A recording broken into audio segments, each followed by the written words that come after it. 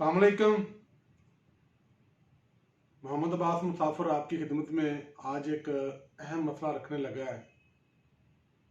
मैंने एक वीडियो बनाई है जिसका लिंक नीचे दिया गया है, वो भी इसी के मुतल्लक है, वो भी लाजमी देखें। ये वीडियो नंबर 1 है, वो वीडियो नंबर 2 है।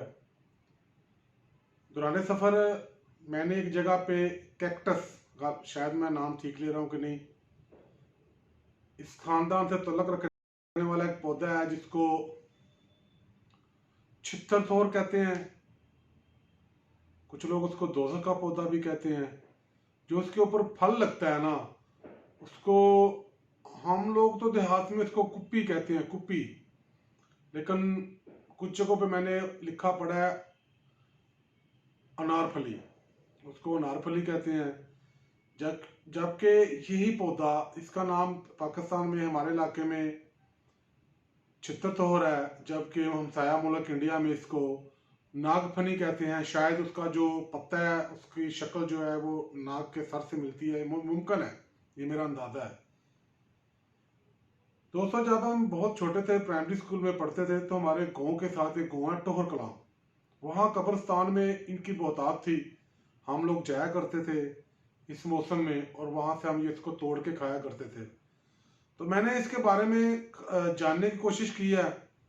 दौरान सफ़र मैंने इसकी वीडियो तो बनाई है, जो वीडियो नंबर 2 है, जिसमें इसको मुकम्मल तफसील से दिखाया है मैंने।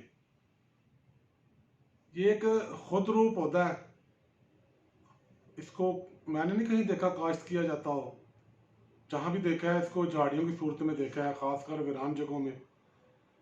मैंने इसकी काफ़ी सारी रेहड़ियाँ देखी हैं, खासकर अगर आप यूनिवर्सिटी रोड पे जाएं ना, फैसलाबाद नड़वाला रोड, यूनिवर्सिटी रोड पे काफ़ी लगी हुई हैं। उन्होंने बकायदा ऊपर बोर्ड लिख के लगाए हुए हैं, जी इसके फ़लाँ तिब्बी फ़ायदे हैं, फ़लाँ फ़ायदे हैं। जबकि मैं इसके बारे में पढ़ रहा था, मैंने काफ़ी सारी मालूमात लेने की कोशिश की है। इस्लामी तालीमात में इसके बारे में काफ़ी सारी मालूमात हैं। इस्लाम में एक ऐसे पौधे का नाम है जिसको दोस्तियों का खाना कहा गया है, वो भी शायद ये है या इससे कोई मिलता जुलता है। मैंने काफ़ी इंफॉर्मेशन लेने की कोशिश की है, तो अभी मेरी तसल्ली नहीं हुई, मैं मुतमिन नहीं हूँ। इसलिए मैंने सोचा कि सोशल मीडिया पे आप सबके सामने ये मसला रखता हूँ। अब मेरी आप लोगों से इल्तमास है, जो ख़ासकर उलमा कराम हैं, साहिब बसीरत हैं, साहिब इल्म हैं, इसके अलावा ऐसे लोग जो माहिर नबातात हैं, जो इसके तिब्बी फ़ायदे से आगाह हैं, वो बराए मेहरबानी मेरी रहनुमाई करें कि एक ऐसा पौधा, उसका फल खाना चाहिए, क्या इसके वाकई ये तिब्बी फ़ायदे हैं कि नहीं हैं। मैंने ये वीडियो इसलिए अपलोड की है ताकि अगर तो ये खाने के लायक है, इसके तिब्बी फ़ायदे हैं, फिर तो इसको खाया जाए। और अगर ये खाने के लायक नहीं है, ये जहरीला है या नुकसानदेह है, तो फिर लोगों को आगाह किया जाए कि वो इसको ना खाएं, क्योंकि ये आम पाया जाने वाला फल तो है नहीं।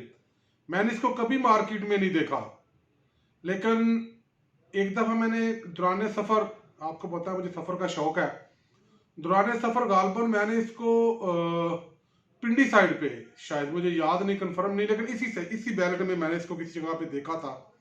तो मैं बड़ा हैरान हुआ था कि यार ये तो कुपियाँ ये फुरकत कर रहे हैं, जो आम उगने वाला पौधा है, आम फल है। तो अब जब मैंने इसके बारे में काफ़ी कुछ जानने की कोशिश की है, तो मैं ये चाहता हूँ अगर तो ये खाने के लायक है तो ये खाया जाए, अगर ये खाने के लायक नहीं है तो ये ना खाया जाए। इस्लामी नुक्ता निगाह से, तिब्बी नुक्ता निगाह से, ठीक है। और भी जो इसके जाविये हैं, मैं सब दोस्तों से गुजारिश करूँगा कि वो मुझे कमेंट्स में या मेरे मोबाइल नंबर पे व्हाट्सअप करके या कॉल करके या मैसेज करके मुझे लाजमी बताएं। इसके अलावा मैंने नेट पे कुछ तस्वीर देखी हैं इसकी, जिसमें इसका पाउडर वगैरह है, कुछ तिब्बी फ़वाइद बयान किए गए हैं। तो मेरी आप सबसे इल्तमास है कि मुझे लाजमी आगाह करें, क्योंकि मैं इस मामले में मेरी इंफॉर्मेशन बहुत महदूद है, बहुत कम है। तो मैं आपकी मदद चाहता हूँ। मैं इंतज़ार करूँगा जी आपके कमेंट्स का, मैसेजेस का। तो आप लाजमी बताइएगा। खुश रहें, शाद रहें, आबाद रहें। खुदा हाफ़िज़।